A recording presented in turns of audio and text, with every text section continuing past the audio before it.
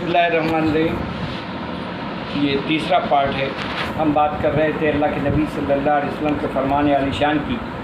आप सल्लल्लाहु अलैहि वसल्लम ने पछने लगाने का फरमाया, बताया और तारीख़ें भी बताई। आप सल्लल्लाहु अलैहि वसल्लम के इरशाद के मुताबिक महीने की 17 यानी चाँद की 17, 19 और 21 तारीख़ में पछने लगाना, जामा करवाना सबसे बेहतर है। आप देखें मेरे नबी सल्लल्लाहु अलैहि वसल्लम एक एक बात, एक एक चीज़ हमें बता रहे हैं। चाँद की, हर महीने की चाँद की 17, 19 और 21 तारीख़ को आप सल्लल्लाहु अलैहि वसल्लम ने फरमाया कि पछने लगवाना, हजामा करवाना, कपिंग थेरेपी कराना सबसे बेहतर है, अफजल। और नबी करीम सल्लल्लाहु अलैहि वसल्लम फरमाते हैं कि शब मेराज में मलाइका के जिस गुरोह के पास से भी मैं गुज़रा, उसने मुझसे यही कहा, ए मोहम्मद सल्लल्लाहु अलैहि वसल्लम, अपने ऊपर पछने लगवाना लाजिम कर लीजिए। वही बात जो अभी मैंने थोड़ी देर पहले फरमाई, बताइए। ये हदीस है मुस्नद अहमद की और इसका नंबर है 3316, 3316। यही हदीस अबू दाऊद और तिरमिज़ी में मौजूद है। ये क्लियर हुई, अल्हम्दुलिल्लाह। अब आप सुनिए, आप सल्लल्लाहु अलैहि वसल्लम ने इरशाद फरमाया और आपके इरशाद फरमाने के मुताबिक आप सल्लल्लाहु अलैहि वसल्लम ने इरशाद फरमाया, तुम लोग अपने ऊपर सना और सौंत का इस्तेमाल लाजिम कर लो, क्योंकि इनमें मौत के अलावा हर बीमारी की शिफा है। और से सुनिएगा, नबी करीम सल्लल्लाहु अलैहि वसल्लम ने इरशाद फरमाया कि तुम लोग अपने ऊपर, ज़हन में रखिएगा, अपने ऊपर सना और सौंत का इस्तेमाल लाजिम कर लो, यानी किसी बीमारी की वजह से नहीं, बल्कि रोज़मर्रा की इस्तेमाल लाजिम कर लो, क्योंकि इनमें मौत के अलावा हर बीमारी की शिफा है। यह हदीस है इब्न माजा की और इसका नंबर है 3457, 3457। यही हदीस तिरमिज़ी और मुस्नद अहमद में मौजूद है। अब ये जो सना है, इसको सना मक्की कहते हैं। आजकल लोग जो हैं वो, एक हमारे मोहतरम, अल्लाह ताला उनको जज़ाए खैर दे, उन डॉक्टर साहब को अल्लाह ताला उनके इल्म में और इजाफ़ा फरमाए, आमीन सुम्मा आमीन। उन्होंने अच्छी बात बताई सना के कहवे के सिलसिले में कि कहवे का, सना के कहवे का इस्तेमाल किया जाए और ये जो मौजूदा हालत में जो अमराज हैं उसमें शिफा है, इसमें उन्होंने कहवे का। लेकिन आप यहाँ देखिए, अल्लाह के नबी सल्लल्लाहु अलैहि वसल्लम का इरशाद मुबारक है कि तुम लोग अपने ऊपर सना और सौंत का इस्तेमाल लाजिम कर लो, यानी अपनी पूरी ज़िंदगी में इसका इस्तेमाल करो, किसी बीमारी में नहीं। आम तौर पर अपनी ग़िज़ा का, अपने जिस्म का हिस्सा बना दो। अब यहाँ जो है सना मक्खी, सना मक्खी एक पौधा है, पौधे की पत्तियाँ ये दो तरह की होती है, एक छोटी भी होती है, एक बड़ी भी। लेकिन इसमें ख्याल रखा जाए, ख़वातीन और मर्द हजरात जो भी इसको इस्तेमाल कर रहे हैं, इसमें डंडियाँ पड़ी होती हैं, पतली पतली बारीक। उन डंडियों को कभी इस्तेमाल ना करें, उनको निकाल दें, सिर्फ पत्तियाँ।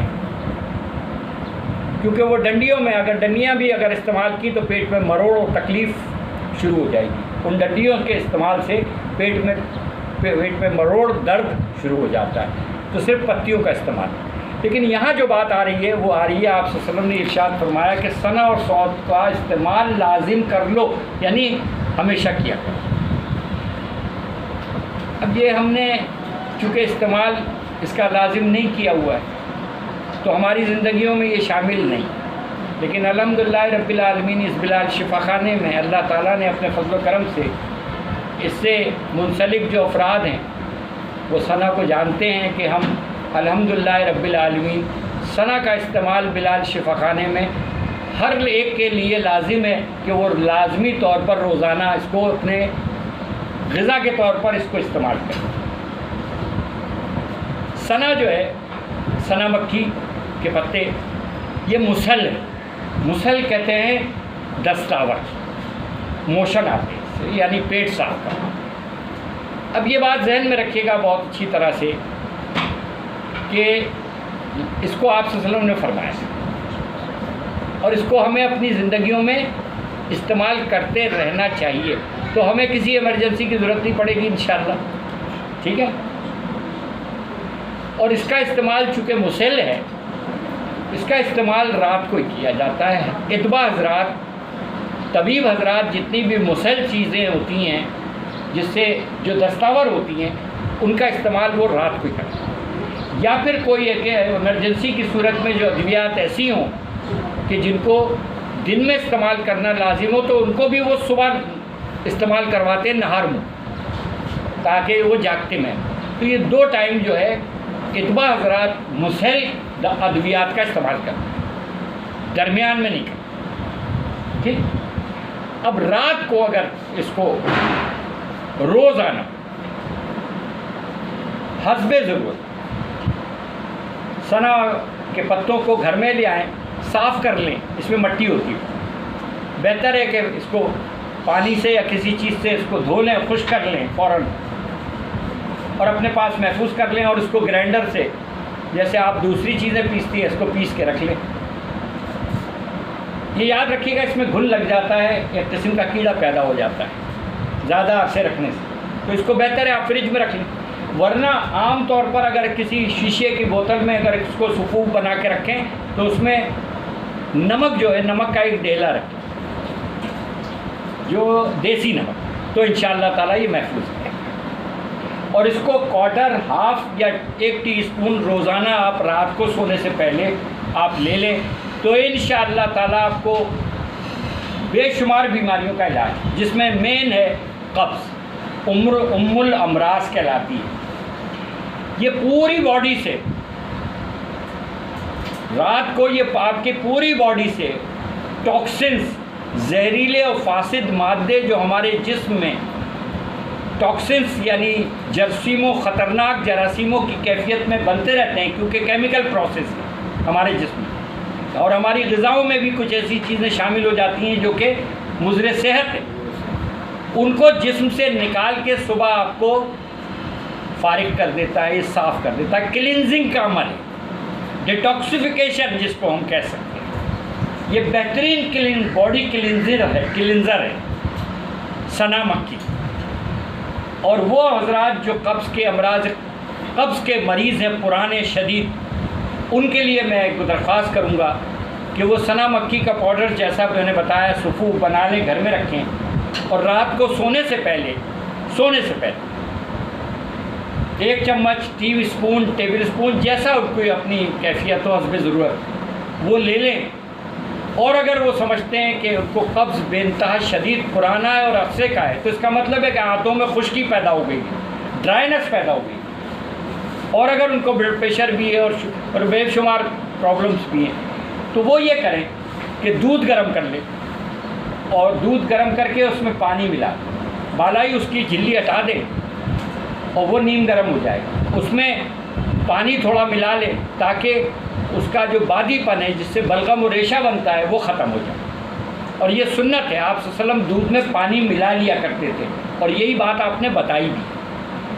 अब उसमें अगर चाहें तो 2 टेबल स्पून या 3 table spoon olive oil extra version, 1 table spoon भी जैसे चाहें वो उस दूध में मिला लें, हल कर लें और ये सना मक्की उसके साथ इंशाअल्लाह कब्ज़ मिल जाए और आंतों में भी लुब्रिकेशन भी। और इसके अलावा बेशुमार फ़वाइद अनगिनत, क्योंकि ये ज़हन में रखिएगा कि अल्लाह के नबी सल्लल्लाहु अलैहि वसल्लम का इरशाद है, इरशाद मुबारक है, मफ़हूम तर्जुमा कुछ इस तरह से है, और जैसे आपने फरमाया वसी होगा कि जैतून का फल खाओ और इसका तेल अपने जिस्म पर मालिश किया करो, ये मुबारक दरख्त का तेल है। और कुरान मजीद में अल्लाह ताला ने वतीन व जैतून कसम खाई, तो इसका फल भी जो है हमारे लिए, और इसमें ओमेगा 3 होता है। अगर जो तालिब इल्म है वो मेरी बात को समझ जाएंगे कि ओमेगा 3 किसे कहते हैं। ओमेगा 3 आपके अंदर, आपके जिस्म के अंदर ऐसे टॉक्सिन्स, ऐसे जरासीमें जो कैंसर तक बनाने का सबब बनते हैं, उनको ख़त्म कर देते हैं। और चूँकि इसमें कोलेस्ट्रॉल नहीं होता, ये कोलेस्ट्रॉल किलर भी है, ब्लड प्रेशर के लिए भी बेहतरीन है, मैदे के लिए, तेज़ाबियत के लिए, स्टमक प्रॉब्लम हो जिनके, उनके लिए भी बेस्ट है।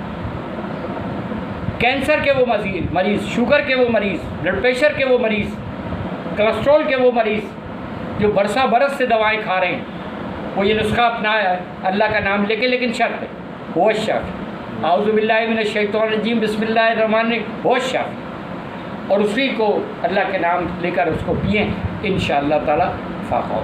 तो ये मैंने बता दिया सना मक्की का कि इसको तो लाजिम अपने ज़िंदगी में शामिल करना। अब यहाँ आया है सौंत। सौंत की ब्रीफिंग हुई है कई बार, कई चीज़ों में आया है इसके मुताबिक कि सौंत का लफ्ज़ जो इस्तेमाल हुआ है वो कई चीज़ों में है, जिसमें कलौंजी भी है, जिसमें सौंठ भी है। और कुरान मजीद में अल्लाह ताला ने ये बताया है कि जब जन्नती जन्नत में जाएंगे तो उनको जो शराब तहूरा पेश की जाएगी वो सौंठ की आमेज़िश हो। सौंठ कहते हैं अदरक, खुश्क अदरक जो हमारे वहाँ मिलती है आराम से। अपने ऊपर सना और सौंठ का इस्तेमाल लाजिम कर लो। मैंने बताया कि सौंठ में कई चीज़ें आ जाती हैं और इसकी मौजूद है, डिटेल भी मौजूद है कि किस किस को कहते हैं। तो ये इसको बताना मकसूद था। मौजूदा सूरत हाल में इस वक्त जो सूरत हाल है, गर्मी की शिद्दत की वजह से, बारिश ना होने की सबब से बुखार आ रहा है, अक्सर व बेशतर अमराज बढ़ रहे हैं, नमूनिया हो रहा है और बदन टूट रहा है, जिस्म टूट रहा है, गले की तकलीफ़ें बढ़ रही हैं, कमज़ोरी और नखाहत इतनी बढ़ रही है कि बिस्तर से उठा नहीं जा रहा है। उसके लिए एक दरख्वास्त है मेरी, और वो नुस्खा नोट कर लें। अल्लाह के फज़्ल करम से बता रहा हूँ मैं, इंशाअल्लाह एक दफ़ा कर लें, अल्लाह के फज़्ल करम से इंशाअल्लाह ताला आपको अल्लाह ने चाहा तो रिज़ल्ट आ जाएगी। लेकिन तरीक़ेकार वही है। गौर से सुनिएगा, इस मौजूदा सूरत हाल में जिस प्रॉब्लम में हम शिकार हैं, चाहे वो कोई भी हो, मैं नाम नहीं लेता बीमारियों के, मुनासिब नहीं है, उसके लोगों ने नाम रखे हुए, मैं उसकी बात नहीं कर रहा हूँ। मैंने बता दिया, नमूनिया हो, बुखार हो, सर में दर्द हो, जिस्म में दर्द हो रहा हो, ऐठन हो रही हो, काहिली हो, सुस्ती हो, उठा नहीं जा रहा हो, बैठा नहीं जा रहा हो, और दर्द हो रहे हों, कोई चीज़ अच्छी नहीं लग रही हो, खाना पीना सुस्ती का, ये सारी अलामात हैं। बराए मेहरबानी अल्लाह का नाम लेके आधा चम्मच चाय का मेथी दाना,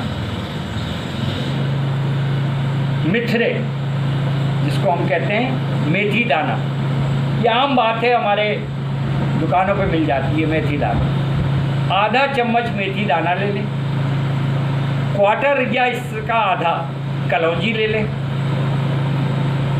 और इसको 1.5 कप पानी में स्टील की पतीली में डालकर इसको ढक्कन बंद करके धीमी आंच में पका लें 15 से 20 मिनट। खूब जोश दे लें, इतना कि इसका जो पानी है वो 1 कप रह जाए, 1 कप या थोड़ा सा कम रह जाए।